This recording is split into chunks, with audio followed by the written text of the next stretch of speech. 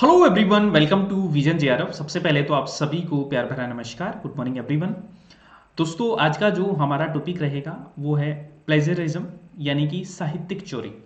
आज हम समझेंगे कि साहित्यिक चोरी क्या होती है और साहित्यिक चोरी से बचने के लिए हमें क्या करना चाहिए, और साहित्यिक चोरी को जांचने के लिए कौन कौन से सॉफ्टवेयर होते हैं जो हमें साहित्यिक चोरी से बचाते हैं, यानी उसको आइडेंटिफाई करते हैं। यहाँ से एक सवाल बनता है, और सेट में ले या नेट में ले, एक सवाल, बेसिक सवाल है जो यहाँ से पूछा जाता है कि प्लेजरिज्म क्या होता है आपका, साहित्यिक चोरी से आप क्या समझते हैं, कौन कौन से सॉफ्टवेयर है जो प्लेजरिज्म को डिटेक्ट करते हैं। तो इनको आज हम देखने वाले हैं। शुरू करते हैं सेशन को। सबसे पहले तो देखो, बात कर लेते हैं जेआरएफ अड्डा ऐप के बारे में। तो अगर आपने अभी तक भी जेआरएफ अड्डा ऐप को इंस्टॉल नहीं किया तो जेआरएफ अड्डा ऐप को इंस्टॉल करो। साथ में आप वेबसाइट को भी दोस्तों फॉलो कीजिए, और वेबसाइट पे जाके आप जेआरएफ अड्डा के जितने भी कोर्सेज हैं वो सब आपके लिए अवेलेबल हो जाएंगे। जितने भी हमारे क्विजेस हैं, पीडीएफ नोट्स हैं, वो सब आपको वेबसाइट पे मिलेंगे। अभी दोस्तों, अभी नवरात्रा चल रहा है, और नवरात्रे के उपलक्ष्य में आप सभी के लिए एक स्पेशल डिस्काउंट ऑफर लाया गया है, जिसमें जेआरएफ अड्डा के जितने भी कोर्सेज हैं उन सब पर आपको 20% डिस्काउंट है वो मिलेगा। और 20% डिस्काउंट के लिए आपको एक कोड यूज करना है N20। N20 आप कोड जैसे ही यूज करेंगे तो तुरंत आपको 20% डिस्काउंट है जो यहाँ से मिलेगा। जितने भी हमारे कोर्सेज हैं, लास्ट मौका है, इसका आप फायदा उठा सकते हैं।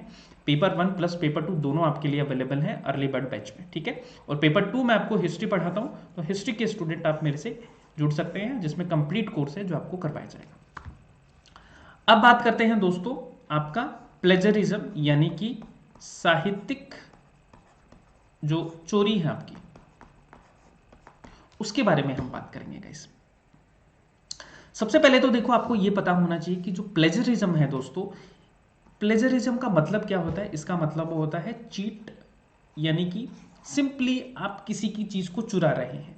आप किसी की चीज को चुरा रहे हैं तो वो क्या है, गलत है, यानी कि ये एक क्या है, मिसकंडक्ट है, ठीक है। ये क्या है, एक मिसकंडक्ट है, या हम इसको बोल सकते हैं कि ये एक क्या है, आपका अपराध है, ठीक है। साहित्यिक चोरी क्या है, एक अपराध है। आप किसी का मटेरियल है या किसी की प्रॉपर्टी है, उसको आप चुरा रहे हैं।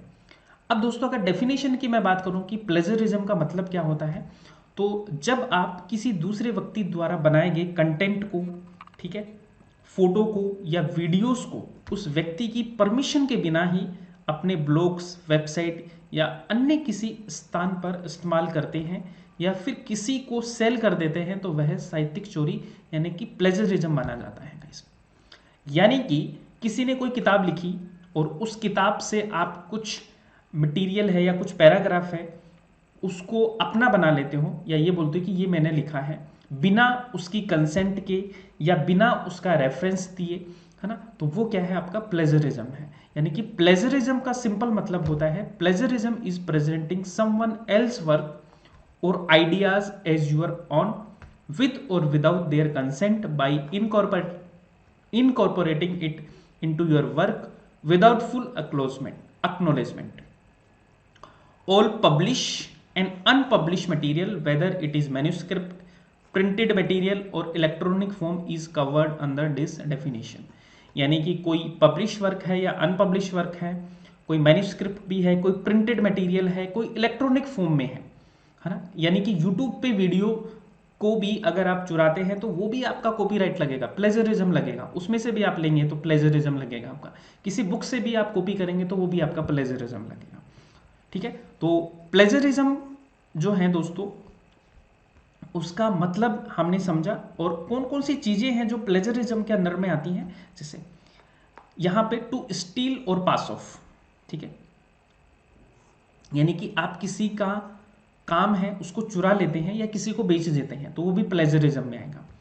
To use another production without crediting the sources, आप किसी ने कोई बुक लिखी, आप उसको बिना बताए ही उसमें से कुछ पैराग्राफ निकाल लिए, ठीक है, वो भी आपका प्लेजरिज्म में आएगा। ये क्या है दोस्तों, एक लिटरेरी थेफ्ट है आपका, है ना, जिसको हम साहित्यिक चोरी बोल रहे हैं। ये क्या है, प्लेजरिज्म बेसिकली लिटरेरी थेफ्ट है आपका। या फिर to present a new and original an idea और product drive from existing sources, यानी कि ऑलरेडी कोई बुक लिखी गई है और उसको आप नए फॉर्म में बना के और अपनी बना दो, तो वो भी आपका प्लेजरिज्म आएगा गाइस, ठीक है। ये इंसिडेंट आपको प्लेजरिज्म के अंतर्गत आएंगे। यानी कि turning in someone else work at your own, किसी ने कोई बुक लिखी और आप उसको अपना बना लिया, यानी कि आपने बोला कि ये तो मैंने लिखी है, ठीक है, चाहिए आप उसकी लैंग्वेज चेंज कर दो, लेकिन आपने वहां से जो उसका क्रक्स है अगर वो भी लिया है तो भी आपका प्लेजरिज्म है वो लगेगा। कॉपिंग वर्ड्स और ideas from someone else without giving credit, किसी को बिना क्रेडिट दिए उसके आइडियाज आप लेते हैं तो वो भी प्लेजरिज्म में आएगा। Failing to put a quotation in quotation mark, अगर जैसे अगर आप किसी का वर्क लेते हैं और उसको बिना कोटेशन मार्क लगाए लिखते हैं तो वो भी आपका प्लेजरिज्म आएगा। Giving incorrect information about the source of quotation, आपने जो मटेरियल लिया है उसकी अगर आप प्रॉपर इंफॉर्मेशन नहीं देंगे कि मैंने ये यहां से लिया है तो भी आप प्लेजरिज्म के दायरे में आएंगे।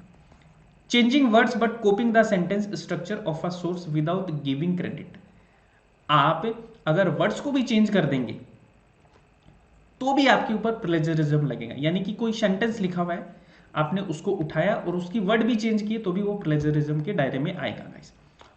एक कॉपिंग सो मेनी वर्ड्स और ideas from a source that it makes up the majority of your work whether you give credit और नॉट, फिर भी आप प्लेजरिज्म के दायरे में आएंगे। यानी आपने बहुत सारा कंटेंट किसी का कॉपी कर लिया है, ठीक है, चाहे आप क्रेडिट दो या मत दो, फिर भी वो आप प्लेजरिज्म के दायरे में आएंगे। अगर थोड़ा किया है तो नहीं आओगे, अगर बहुत ज्यादा आपने कॉपी किया, क्रेडिट भी दे दिया, तो भी आप प्लेजरिज्म के दायरे में आओगे।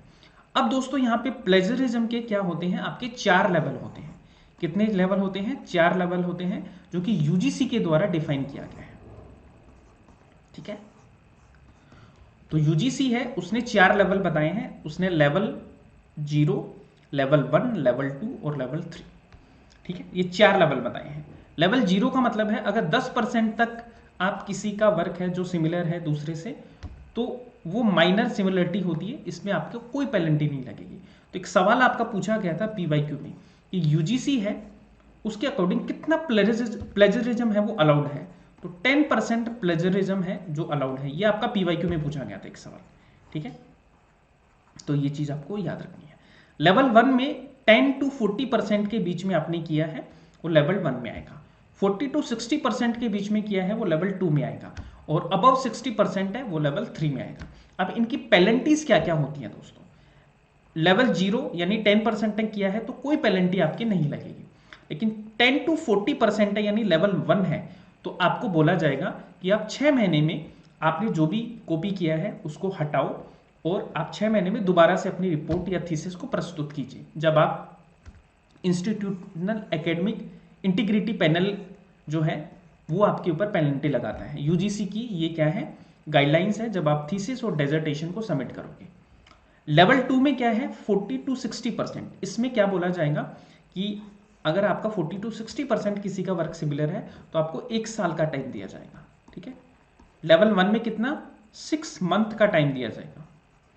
और लेवल 3 की आपने प्लेजरिज्म करा है यानी 60% से ऊपर है, तो आपका जो रिसर्च प्रोग्राम है, आपके जो पीएचडी है, उसका रजिस्ट्रेशन है, वो सब क्या किया जाएगा, यहाँ पे कैंसिल कर दिया जाएगा। तो प्लेजरिज्म बहुत ज़्यादा इंपॉर्टेंट है आपके लिए, ठीक है। बचने के लिए क्या करना है हमें, ये सारी चीज़ें हैं, इनको क्या करना है, अवॉइड करना है, तो हम प्लेजरिज्म से बच सकते हैं।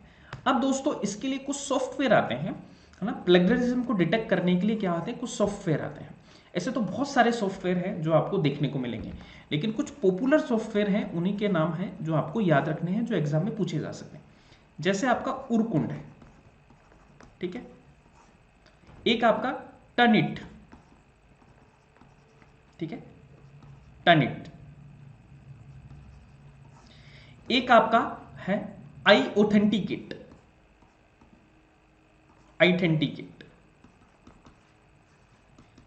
एक दोस्तों आपका इनफ्लीबेनेट का है शोध शुद्धि, तो ये क्या है, आपके कुछ पॉपुलर सॉफ्टवेयर हैं जो कि प्लेगरिज्म को यानी प्लेजरिज्म को क्या करते हैं, डिटेक्ट करते हैं, यानी कि साहित्यिक चोरी को पकड़ते हैं। ये क्या करते हैं, साहित्यिक जो लोग चोरी करते हैं उसको क्या करते हैं, उसको पकड़ते हैं, यानी आप मान सकते हो उसकी पुलिस है ये बेसिकली, है ना, उसको डिटेक्ट कर लेती है वैसे। तो ये चीज़ें हैं जो आपके एग्जाम में पूछी जाएंगी। एक तो देखो ये लेवल है जो आपको पता होना चाहिए, यूजीसी की गाइडलाइन के अकॉर्डिंग 10% से ज़्यादा आपका नहीं होना चाहिए, ये सवाल आपसे पूछा गया। और सॉफ्टवेयर कौन कौन से हैं, यहाँ से आपका एक सवाल पूछा जाता है। तो ये चीज़ें हमें याद रखनी है। उम्मीद करता हूँ कि ये सेशन आपको पसंद आया होगा। पसंद आया है तो एक बार आप सब लोग लाइक एंड शेयर कीजिए, चैनल को सब्सक्राइब कीजिए। साथ में दोस्तों आप मुझे कमेंट करके बताना आप एनी 3 प्लेजरिज्म सॉफ्टवेयर, है ना, कोई भी 3 प्लेजरिज्म सॉफ्टवेयर के नाम हैं वो आप मुझे कमेंट करके बताएंगे। ठीक है, तो आज के लिए इतना ही है। और कल जो हम पढ़ने वाले हैं दोस्तों, वो हम पढ़ेंगे सुपर कंप्यूटर के बारे में। ठीक है, सुपर कंप्यूटर के बारे में पढ़ेंगे, तो आप सब लोग इस सेशन को जरूर देखिएगा सुपर कंप्यूटर में। ठीक है जी, bye bye, take care and keep smiling, keep learning.